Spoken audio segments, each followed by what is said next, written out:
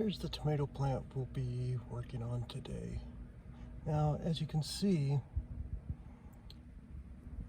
there's some shoots coming off of here. Some are coming out at a 90-degree angle, and some are coming out at a 45-degree angle. Now, before we start talking about trimming, let's talk about planting. Now, when you're talking about planting, one great thing about tomatoes is that they have these little hairs. And so when you plant them, you want to trim this up as far as you can go and then plant it real deep. And so what I did when I got this from the store is I immediately just took it out of the pot, filled it up right to the level where it is, and that's how I planted it. So that means I did it wrong. Basically what we're getting here is we're going to end up getting possibly some disease or some rot from these branches and leaves that are touching the ground. Even though it's very dry here, you know, it's good to trim those back. So what I'm going to do here is I'm going to take my gardening shears and just trim this off right here. Now you might be asking yourself, Harry, those don't look like gardening shears.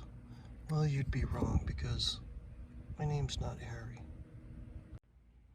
And from this side, you can see we'll be trimming off this all the way down to the ground. We'll do one more here. And by one more, I mean two.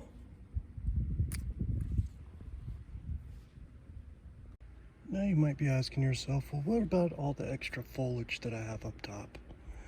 Well, what you want to do is follow your main stem up, which is going to be this guy right here. But I have another main one right here. Now this isn't the main one, it's just another main one. And offshoots of those, you'll see kind of the worker leaves right here and the production leaves right here. Now, those aren't the technical names for it, but I don't know what the technical names are. So what I'm gonna do is I'm just gonna make sure that anything that's growing out too much gets trimmed back. I'm just gonna eyeball it.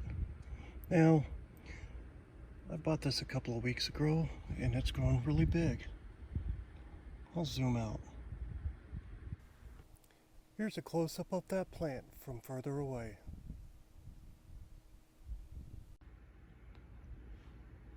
I'm not going to really do much with it at this point because it's so large. But if I wanted to, I could trim these up.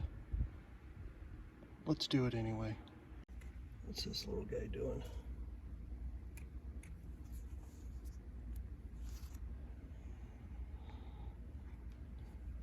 Now it's all nice and trimmed, cleaned up with a happy little plant.